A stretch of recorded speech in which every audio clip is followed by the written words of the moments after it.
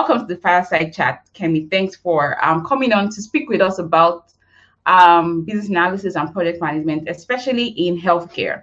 I've had a lot of people ask questions regards to, I want to work in healthcare or I'm already in healthcare as a medical professional. How can I get into BA or PM? So I'm happy to have you here to chat with us. So let's get to know you. Tell us a bit about yourself. My name is Kemi Ajayi, IT project management. I've been working in the IT sphere for a couple of years now, over a decade. I got into IT because I've always loved technology and I really enjoy like organizing and telling people what to do.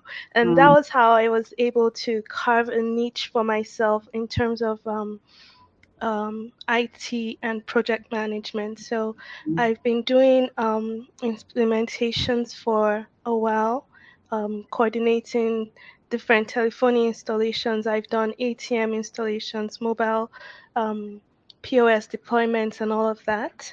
And I just really enjoy what I do, and I find fulfillment and purpose in it, like knowing that you're helping people leverage technology to make their lives better, do things in a smarter way, and get better results.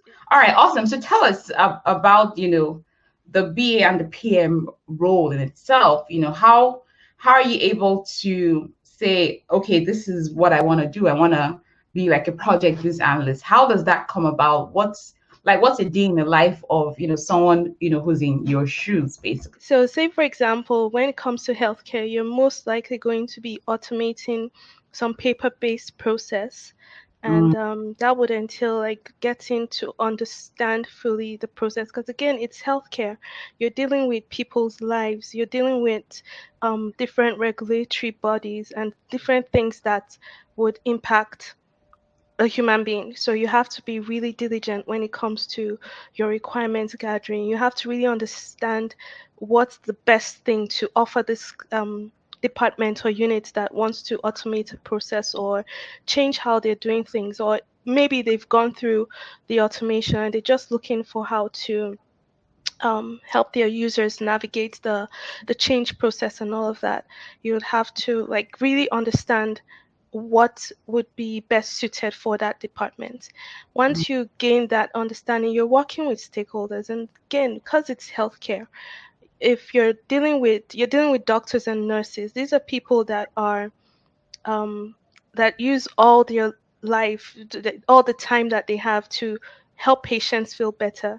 So they are not always available like in other industries where you can book appointments with them.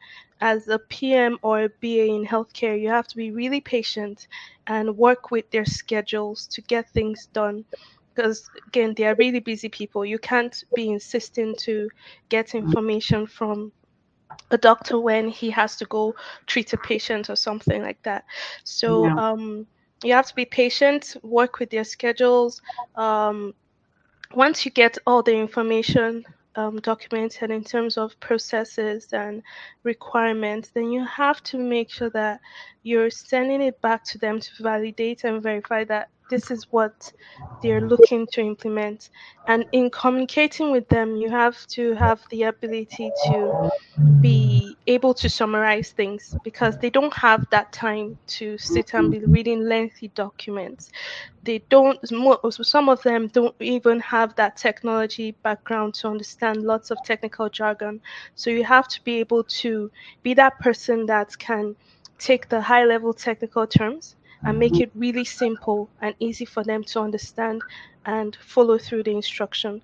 Um, Once you get that go ahead to proceed, you go on, do your implementation, schedule them for user testing because they like to test to make sure that it works well. There are people that have been doing this, um, doing a certain job for years. There are people in healthcare that have been there for 30, 35, over 35 years. So they know this process and they know what loopholes to look for coming from their years of experience. So you need those kind of people always on your side when you're doing a software implementation or automating any process in healthcare. So you have to have them perform user testing to make sure that everything meets their requirements, and then um, proceed to launch. Can one really wear the role of the hat of the BA and the PM? Can one really play that role? That's because the project manager is really concerned about the project in itself, project delivery, right? So his focus is the project, and the Mhm, BA is more focused on the solution, right? So mhm. more solution focus. So can one really wear the hat of BA and PM? It's a very thin line. Mm, So right now, for me, most times I always like I find myself falling back to project side of things. Like doing more of the project side of things than yeah. focusing more on the BA side of whatever task I'm working on. And I have to constantly remind myself that okay, in this role you are here as a BA and not Mm, necessarily a PM. Let the PM manage and handle whatever task and hurdles that you're facing. Focus on making sure that the stakeholders are getting value for their solution, and don't yeah. just get so burdened into the nitty gritty. So I don't think it's possible to wear the two hats at the same time.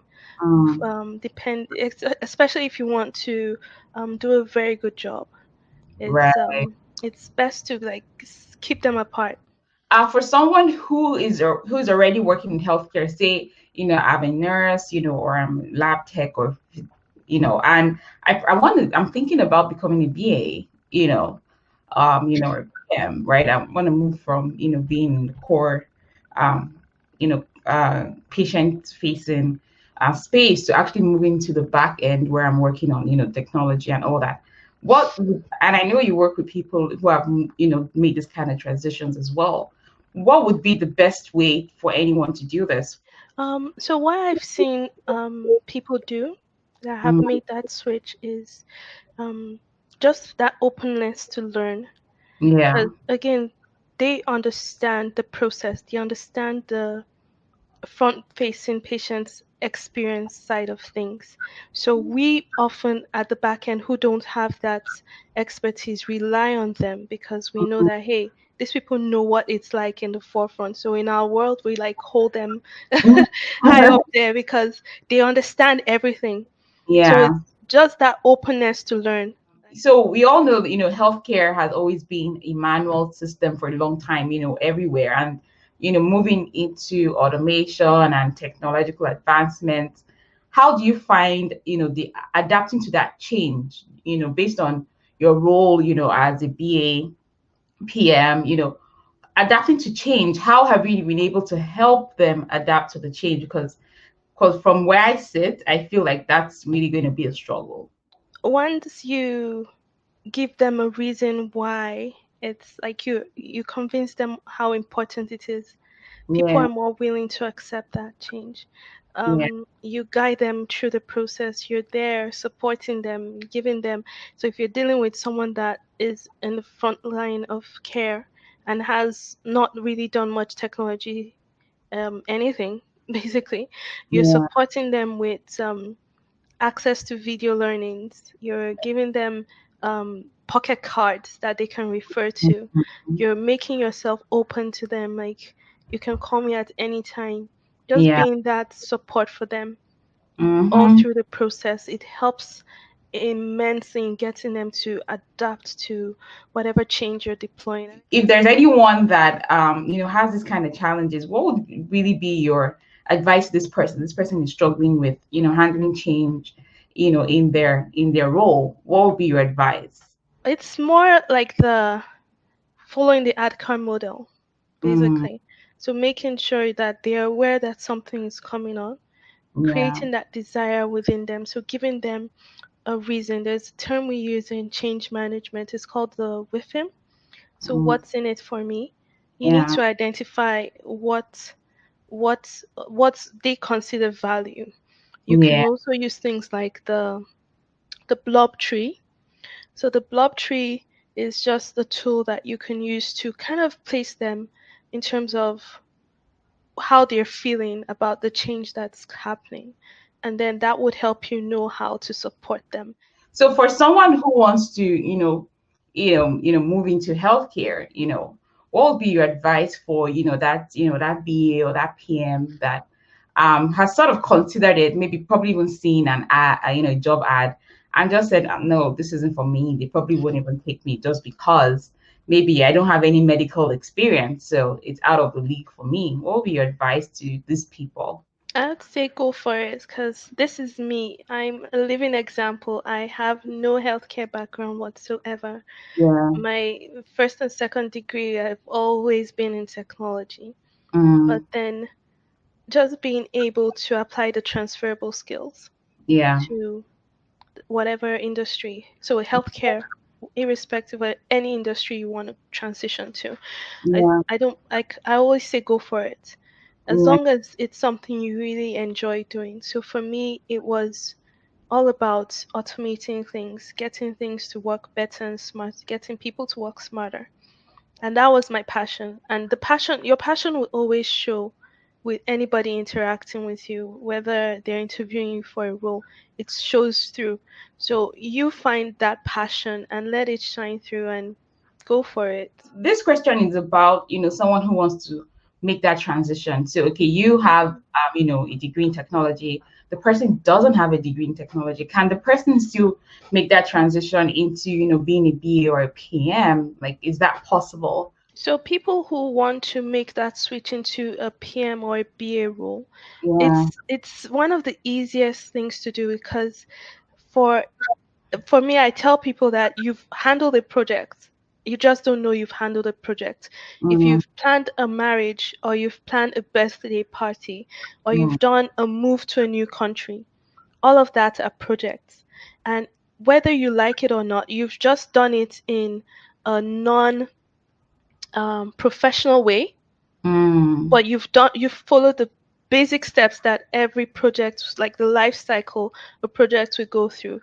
If you're looking to move into the BA world, you've launched a new product, you've gone through, you've been part of a team that has has maybe gone through a project or something. You've done things that you just don't quantify as a PM or a BA task just because you don't understand that's what you're doing. So yeah. for people that are looking to transition, like new immigrants or people that are looking to start over when they're moving here, I always suggest getting the certification because the certification gives you that boost, that confidence boost. It helps you to see things that you just assumed you were doing normally and you felt didn't count. It helps you to see them in a different light. So, last words for us before we get going today. Yeah. Don't judge your own reality based on other people's. Like we Yeah. all have our individual journeys, everybody runs through, and Yeah. focus on your journey. Do whatever you need to achieve your goals. If it's certifications you need to get, if it's talking to someone, if it's getting someone to coach you through it, just do it. Like do what you have to do and Yeah. know that you've checked off everything, like you've checked off all the boxes on your own end, and Mm, then let let God take over and let him finish everything for you. But don't just not do your part basically. be, Yeah. yeah. I totally agree with that. Like, do your part, right? Just Mhm. do your part, show up, right? Get Yeah, exactly. Do your part and show get up. coaching, whatever it is. And then of course, do your part and then, let things just kind of flow.